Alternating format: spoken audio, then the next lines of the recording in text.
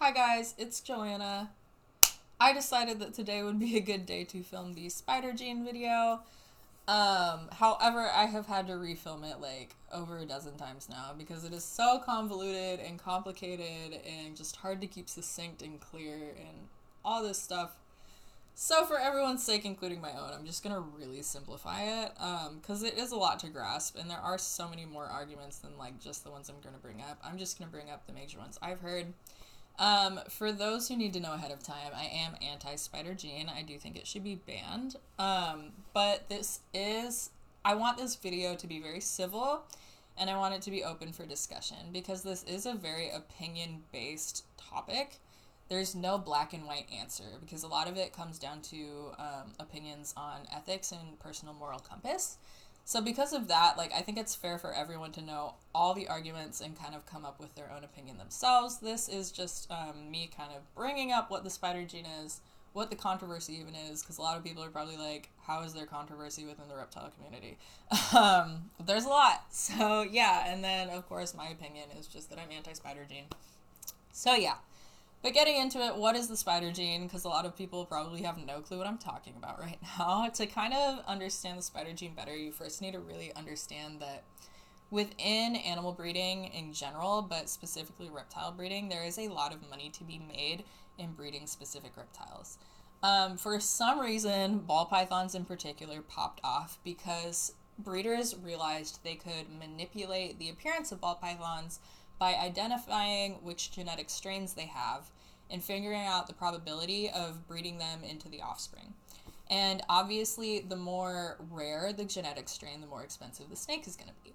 So the most expensive ball python I've seen in real life was $6,000, but I've held reticulated pythons that were well over $10,000. It gets pretty intense. But so basically, for example, whatever the genetic combo is called a morph, and that morph has a name. So Samson is a sable pinstripe, which means he has the sable gene and the pinstripe gene. Whereas Alchemy's morph is a lesser Mojave, which means she has the lesser gene and the Mojave gene. Things like that. That brings us to the spider gene. That is just one of the many genes that a ball python could carry. Physically, it gives it this really pretty kind of web-like pattern, and it can be bred into specific morphs, etc. There's quite a bit of money to be made off the spider gene, which is where a lot of this controversy stems from, is there's so much money to be made off of it, people don't want to, let it go, things like that.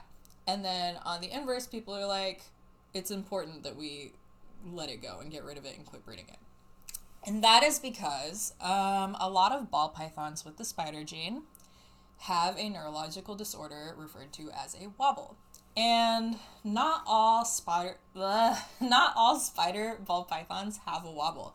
Some show no signs at all. Some show very minor signs. Some, even with significant signs, have a totally fine quality of life. But at its worst, what the wobble does is the snake has basically no sense of direction and loses all motor control. And it does what's called corkscrewing, which is where it kind of just loops around in like a corkscrew shape, because it literally cannot tell up from down, forward from back. It cannot move in proper direction. It can't control its direction. A lot of times it affects its striking ability, its ability to eat, things like that.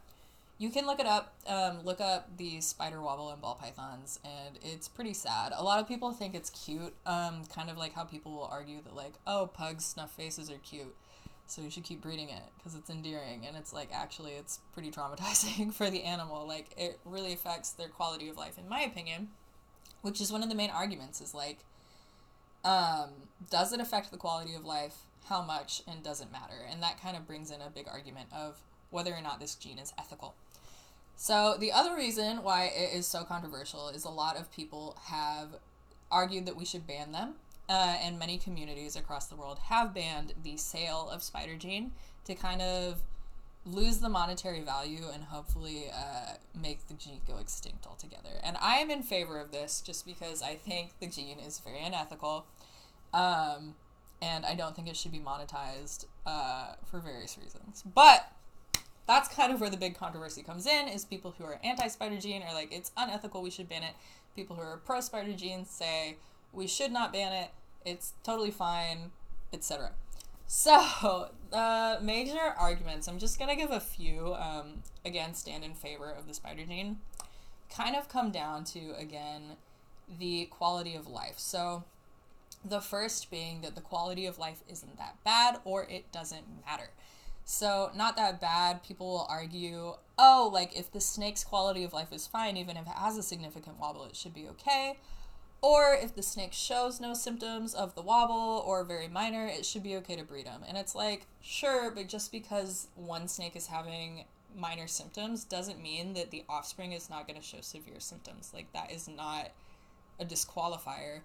And then it's also a matter of at what point are the symptoms too severe to be considered like poor quality of life? Like, who is to determine that? We can't just ask the snake, like, are you miserable right now? Like, the snake's not going to respond. So there's that. And then a lot of people argue, I think more than would like to admit, that it doesn't matter whether the snake's quality of life is good or not, because it is a ball python. Reptiles they're very simple animals. They're a lot more simple than humans and stuff. They have very basic needs, very basic wants to be content. My problem is a lot of big breeders simplify this to the point of what I consider to be unethical behavior. They often breed in tubs with zero light, zero stimulation. It's literally just water in a tub with zero temperature gradient, and this animal is just in its tub its whole life and breeds until it is sold, and perhaps whoever it's sold to will give it a good quality of life. Perhaps it will just be another breeding item. So I personally think that's unethical and should be stopped because I think it's poor quality of life, but that is again a matter of opinion. Is like, is the snake having a poor quality of life? A, we can't ask it, and B, if it is, does it matter? So there's that. Inversely, on the opposite side of the spectrum are people who like over humanize their snake, I guess. So there's the people who completely are like, the snake's feelings don't matter, it's fine. And then there's the people who are overly concerned with the happiness of their snake. And by that I mean, I have heard it called mammalizing your reptiles. So humans, a lot of the time, we give our mammalistic traits to our animals because we don't really know how to tell the well-being of our reptile. So, for example, a lot of times humans will be like, oh, my snake is, like, so sick, like, it's not eating every day. And it's like, well, snakes are supposed to eat, like, once a week, once a month. Sometimes, like, they go several months without eating. Like, that's normal behavior. And by feeding your snake or trying to every day, you're harming it. Like, your snake's going to be obese, like, and stressed out. So don't do that. So that leads to the argument, and it's so crazy. But people say, basically, you should not deny your ball python the right to breed. That's just as bad as denying a human the right to have children based on a disorder that they might have. And the reason that is so fallacious is because reptiles, and ball pythons specifically, do not have the same maternalistic qualities that humans do at all. So ball pythons, most species of snakes do not even stay with their clutch of eggs after they give birth to it. Most of them are gone, like, immediately. And the ones who do stay do not raise the babies. They don't have any parenting. They don't have any sense of obligation. They don't have any sense of children. Any breeding that happens with snakes is purely instinctual need to reproduce. Whereas humans, it's incomparable because we have such a wider scale of, like, complicated emotions and politics that go into that. So it's completely, like, you cannot compare the two. A snake is not going to be upset if it doesn't have kids. It's probably not really going to know. All it knows is, like, when mating season is and when it isn't, and, like, things like that. So not having the spider gene isn't going to harm the snakes. Like, your snake isn't going to be sad that it doesn't get to have grandchildren, you know? Like, that's not a thing. So there's that, which is another argument. It's also, like, we spay and neuter cats and dogs all the time to the point that a lot of us consider it to be unethical to not do so because overpopulation of these animals is so high and it leads to so many unnecessary deaths and euthanizations. So this is not an unfamiliar concept at all. you know, limiting an animal's reproductive ability for the better well-being of the animals in general, like the species as a whole. This is not a foreign concept. In fact, like, the first thing most people do when they get a dog or cat is the second it's sexually mature enough to do so, they spay and neuter it.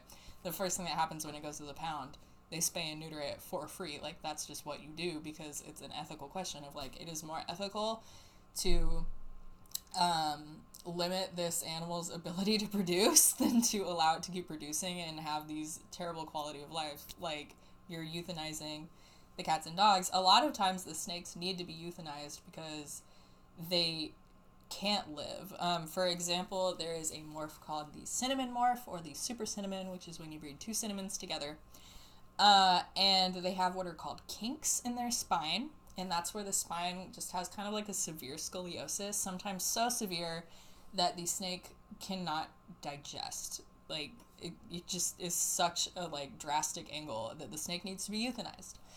And it's kind of that question at the end of the day, you know, comes back to ethics, is it ethical to be profiting off of this? And again, a lot of breeders, like, won't admit it. Like, they make up all these arguments, but at the end of the day, the spider gene makes a lot of money. And I feel like if the spider gene was not so profitable, people would not be nearly as eager to keep it in the gene pool. So yeah, again, it comes down to the question of ethics. My personal compass is the quality of life less important than the money that you can make off of the morph? My answer is no, the quality of life is more important. That is my ethical code, so I do think that for that reason, the spider morph should be banned. I don't think it's going to harm, like, the snake. It's definitely not going to harm the ecosystem for the gene to be removed from the gene pool. And yeah, it's kind of up to that. But if you guys have any other opinions, other major arguments you want to bring up, I know I, like, barely grazed the surface of all the controversy of this whole topic. There are so many other arguments, etc., things like that to go into. But please, like, have healthy discussion. Remember to be chill about it. It's very complicated. But yeah, let me know if there's anything you guys have questions about. And yeah, thank you guys for watching. Bye.